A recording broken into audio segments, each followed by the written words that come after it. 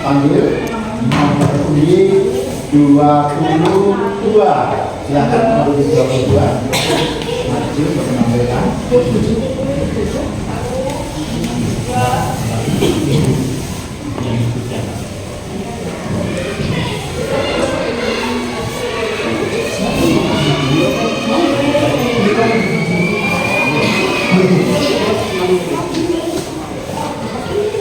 Assalamualaikum warahmatullahi wabarakatuh. Waalaikumsalam.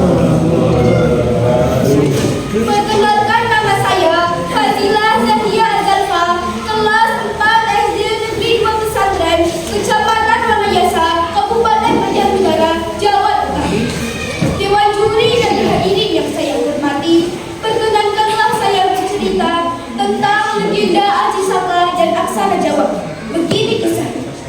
Dikisahkan pada sekitar abad ke-7 Masehi di daerah Grobogan, Purwodadi, Jawa Tengah. Pada saat itu termasuk wilayah kerajaan Medangkabulan pada saat dinasti Syairunda. Salah satu rajanya adalah Raja Dewata Cengkar. Raja Dewata Cengkar terkenal dengan kesukaannya yaitu makan daging manusia. Sedang karena kesukaannya tersebut, rakyat menjadi ketakutan.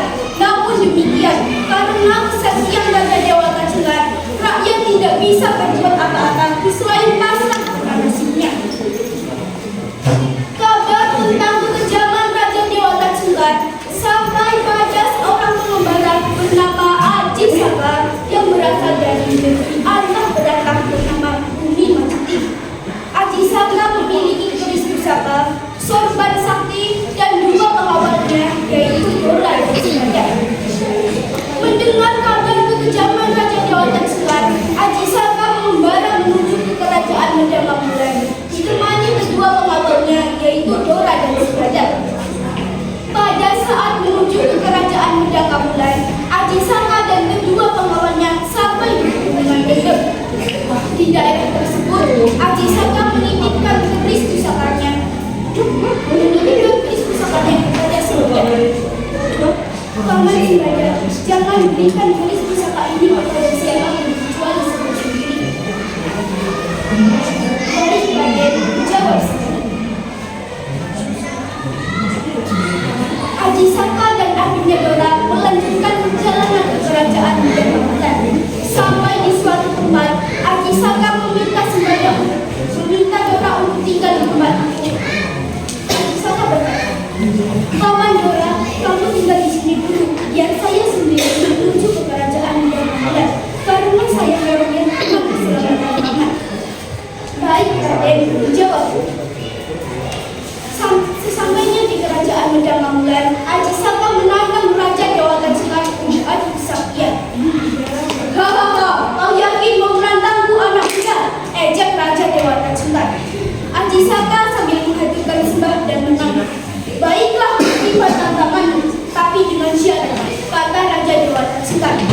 "Jika kau mampu mengalahkanku, aku akan memberikanmu hadiah separuh kerajaanku.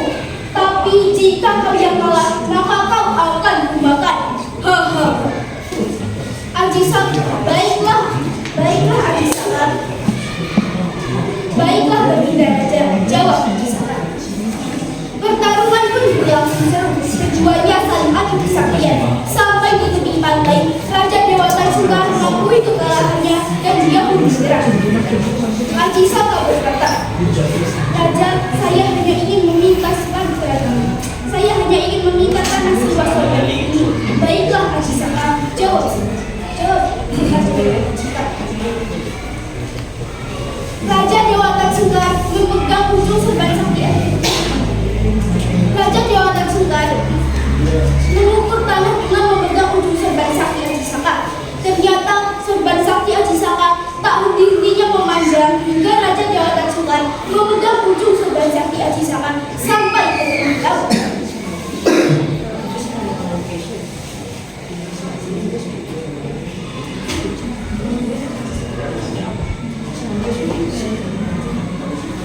Sampai di tengah laut, Raja Dewata Cengkar tenggelam dan berubah menjadi baju putih dan dia pun tenggelam. Setelah beberapa waktu menjadi raja, Aji Saka teringat akan pengawalnya, yaitu Dora. Aji Saka menjemput Dora untuk tinggal di istana. Aji Saka pun teringat dengan pengawalnya yang bernama Sembada tinggal di istana. Aji Saka menyuruh Dora untuk mengambil keris pusakanya dan menjemput Sembada. Aji Saka berkata, "Paman Dora, sudahkah kiranya paman mengambilkan keris pusakaku dan menjemput Sembada?" "Baik, Raden," jawab Dora. Pergi ke pegunungan Kendeng untuk mengambil keris pusaka Aji Saka dan menjemput Sembada. Namun, sampai di tempat tujuan, Dora menolak permintaan. Sembada menolak permintaan Dora. Sembada ingat pesan Aji Saka. Jika tidak Aji Saka sendiri yang mengambil keris pusaka dan menjemputnya, maka ia tidak diperbolehkan. Akhirnya terjadilah pertengkaran dan perkelahian yang sengit antara Dora dan Sembada. Karena keduanya sama-sama saktinya, akhirnya Dora dan Sembada tewas. Setelah lama menunggu, Aji Saka teringat akan pesannya kepada Sembada.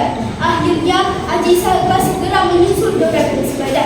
Sampai di pegunungan Kendeng, Aji Saka melihat kedua pengawal yang sudah tewas. Aji Saka sangat bersedih dan menyesal atas kejadian tersebut. Akhirnya, untuk mengenang ketulusan dan pengorbanan kedua pengawal tersebut, Aji Saka menciptakan 20 aksara Jawa untuk